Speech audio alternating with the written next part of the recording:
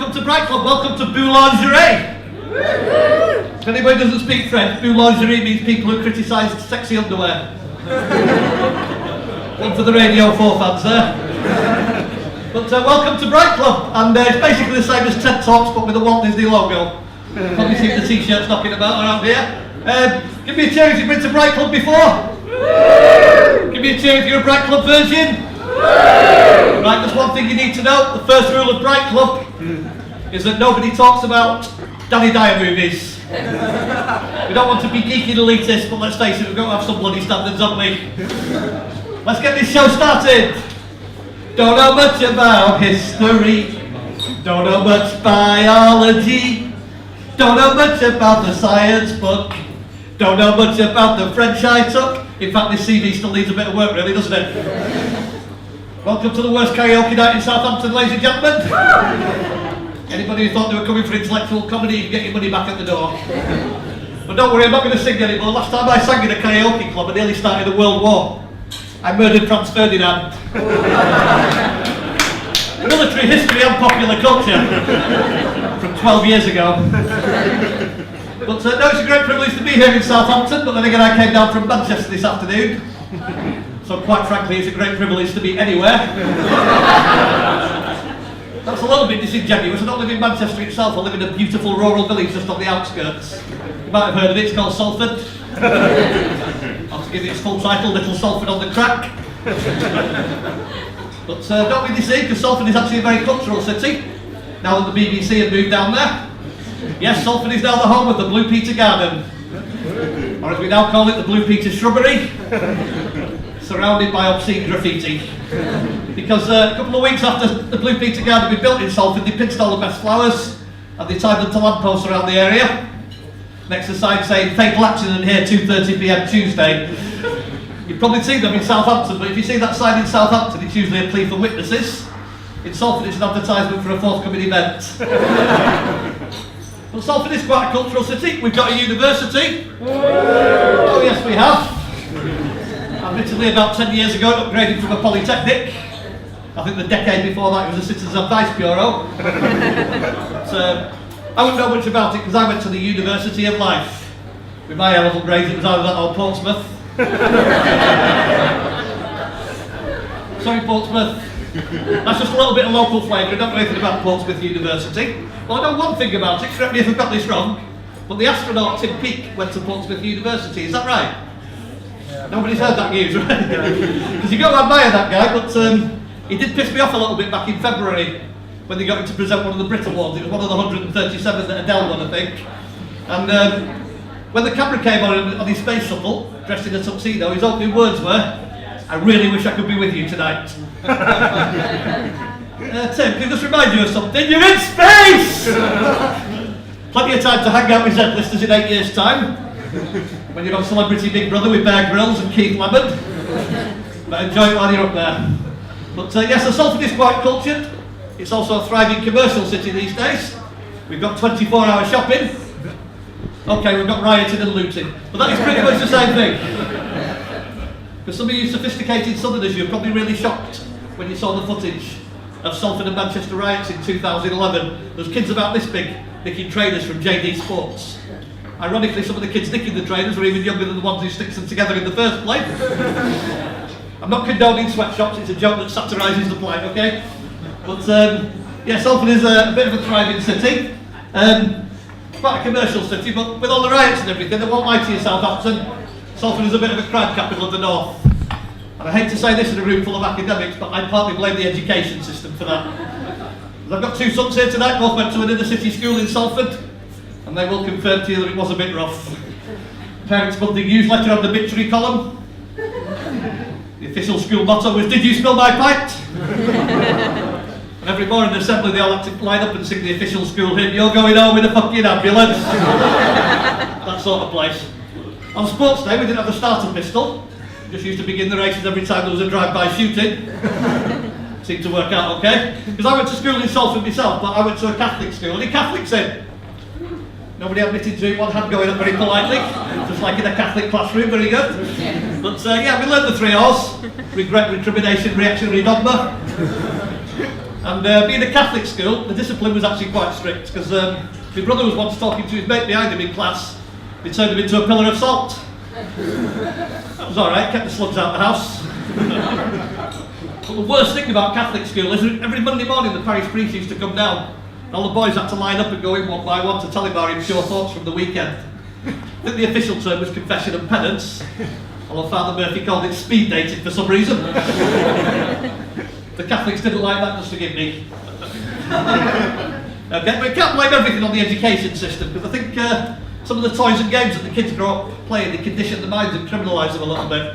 I'm thinking about these computer games, Call of Duty, Grand Theft Auto, because I've been trying to devise a more family-friendly game, all about this little spiky blue character, who can't be arsed collecting gold rings because life is ultimately futile and we all die in the end anyway. It's called Cynic the Hedgehog. But it's not just a computer game, is it? I think some of the board games and toys are now being customised. You can get a Salford version of Monopoly now. You basically buy 2 properties, set fire to them and claim on the insurance. Instead of a get out of jail free card, you get a sawed-off shotgun and a fake passport. You can get Salford Lego. Don't give you any wheels with it, you just put your cars onto 4 stacks of bricks. Salford Trivial Pursuit, but that's just a visit to the job centre. And for the girls, you can now get the Salford Barbie doll, which is really good. You get all the accessories, the 20 Lambert and Butler, the benefit book and the tattoos. You can still get Ken to be Salford Barbie's boyfriend, but now he doubles up as her pimp. And you get 2 costumes to dress Salford Barbie. You get the pyjamas and slippers when she's ready for bed, and a different coloured pyjamas and slippers when she goes shopping in Lidl. Or drops the kids at primary school. You have those sort of women in Southampton, or is it just a northern thing? Some bits of Southampton, yeah. Well, the best thing about Salford Barbie is that you do get the 6 little children to go with her. That's David, David, David, David, David, and David. Obviously that's going to get a bit confusing, so you might prefer to call them David, Dave, Davey, Davo. Actually, I'll tell you what, just use the 6 different surnames, it's a lot easier. So you might be thinking at this point, why the hell have they got this Southampton Bright Club? Good point, thank you very much and good night. But no, I am, somebody thought I meant that. Thank you very much for your faith. But rest assured, I'm a bit of a culture vulture. Last year I went to Dismal Land. Anybody else go to Dismal Land last year? Fantastic experience, I was so keen to go. I drove all the way from Salford to Weston-super-Mare to see Banksy's Dismal Land. A dreary, depressing dystopia with suicidal goths wandering around with slate grey skies. Obviously I was glad to get out of Salford for the day. But I'm also a big fan of Tracy Emin. Probably most famous for that bed that she did, that disgusting bed. But she did another thing a couple of years later where she got a tent and she sewed the names of all the people she'd ever slept with into the canvas. I tried something very similar last year, just that I used the back of a postage stamp. Just about managed to squeeze my own name on. And I'm a big fan of Damien Hirst as well. Probably most famous for the controversial piece that he did. That was a dead shark suspended in formaldehyde. Again, I tried my own version of this last year. Tuna steaks in sunflower oil. Somehow it didn't seem to have the same impact.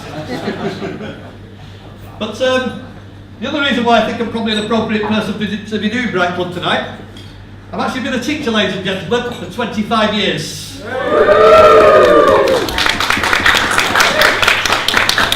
I'm not looking for applause and admiration, I'm looking for a fucking escape plan.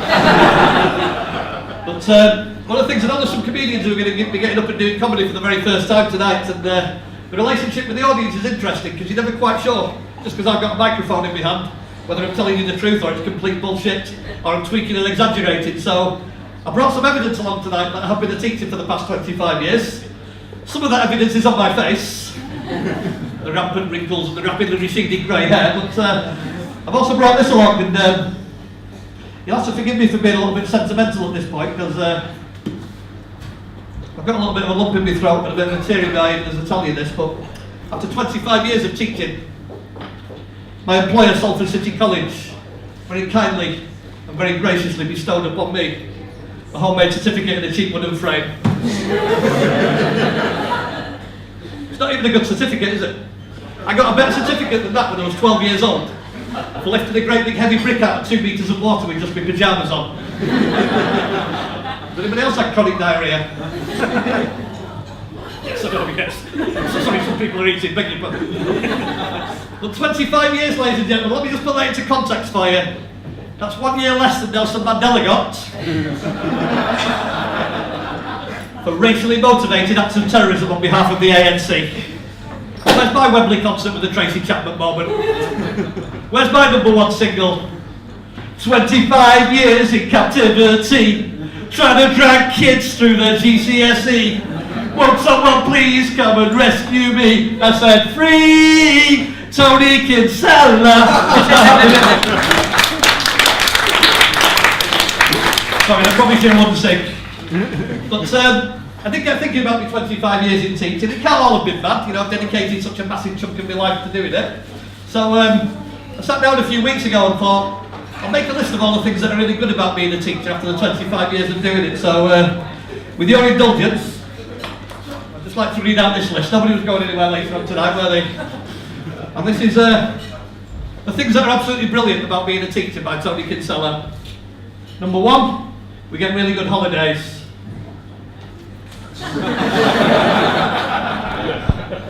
Just wish that wasn't true. So ladies and gentlemen, just a little bit of housekeeping for you.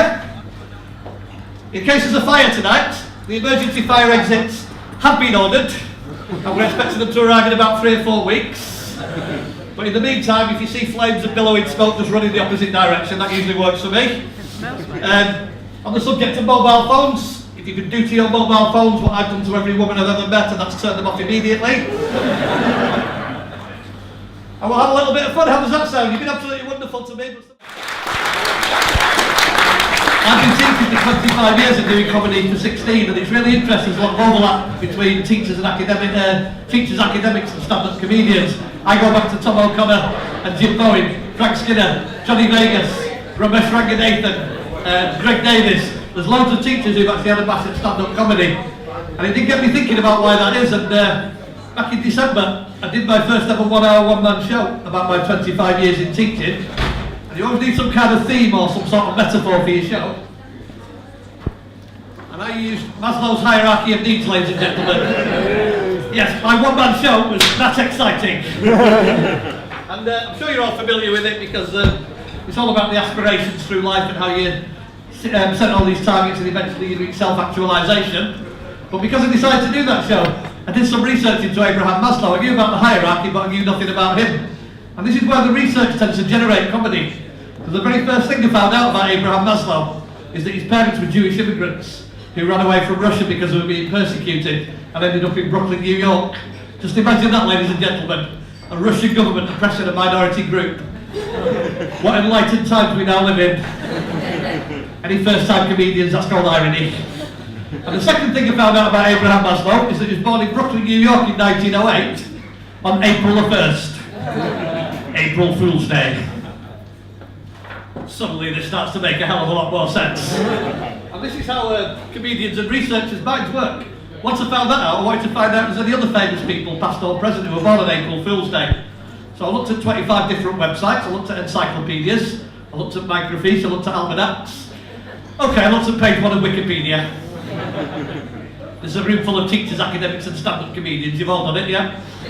And there was all these dozens and dozens of names of famous people, past and present, who were born on April Fool's Day. But the two that really jumped out at me, one of them was Otto von Bismarck, the former Iron Prussian Chancellor, and the other one was the TV and radio presenter and new Top Gear host, Mr. Chris Evans.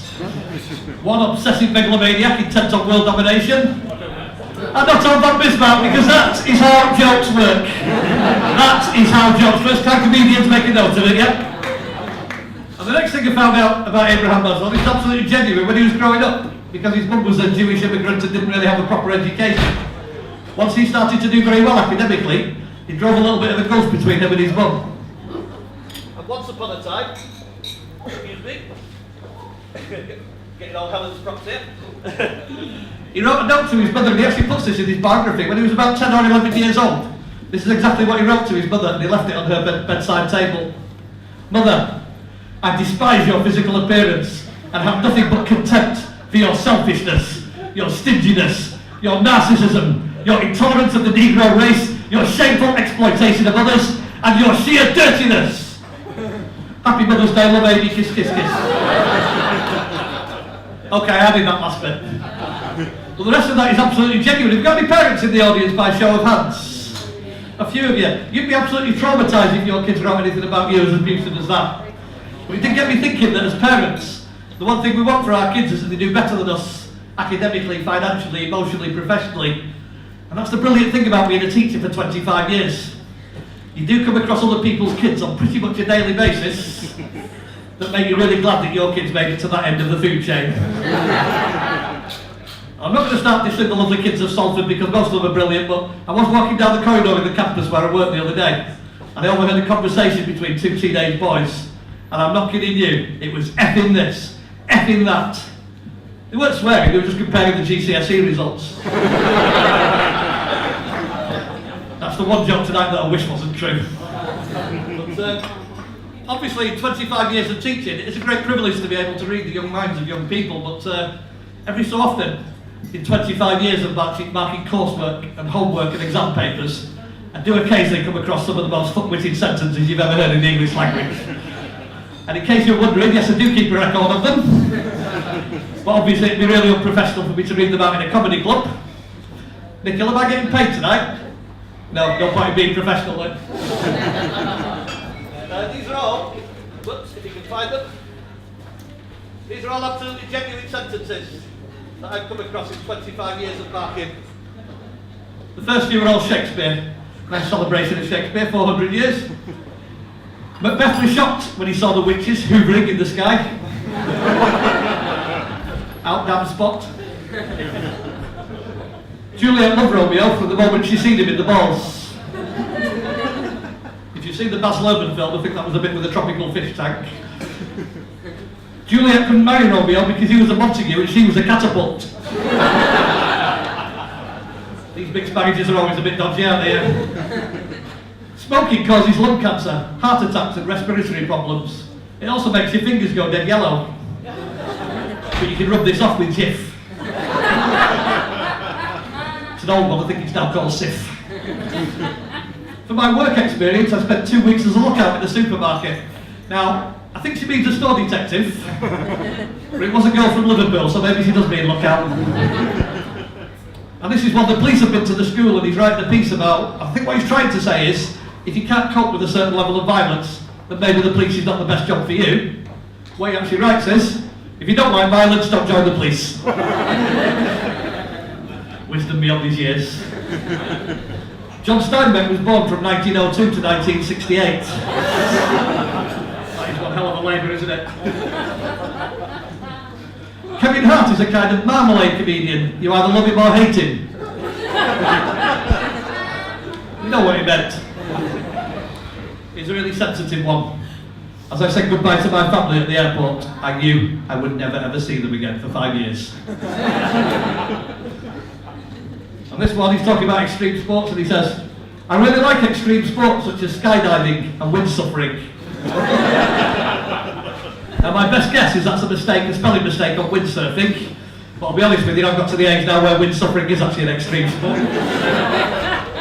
But as an English teacher, I do feel there's been a lot of science on the agenda tonight. It was absolutely brilliant, all these young minds talking about science, but I'm not really into my science, although I am a big fan of Charles Darwin. About 10 years ago I read his book Origin of Species, left it on my bookcase, and when I picked it up recently it evolved into a Kindle. That's my favourite joke of the night, and the fact that you've only laughed that much really makes me die a little bit inside. But don't blame yourselves. But I went to Waterstones the other day. You have Waterstones in Southampton? Yes. I'm just checking because I did a gig in Wigan and over there Waterstones is a medical condition, so I've got to make sure. But I was doing that book called Life of Pi. I was really heavy going, I had 3.14159 pages and then I gave up. I asked them if they'd heard of I asked them for Thomas Hardy's Jude the Obscure. None of them had ever heard of it. I asked for a copy of Pride and Prejudice, but the smug bloke behind the counter said they don't sell books by women. Thought I might buy that book called Train Spotting by Irving Welsh. In the end I didn't buy it, I just copied the ISBN into a little notepad.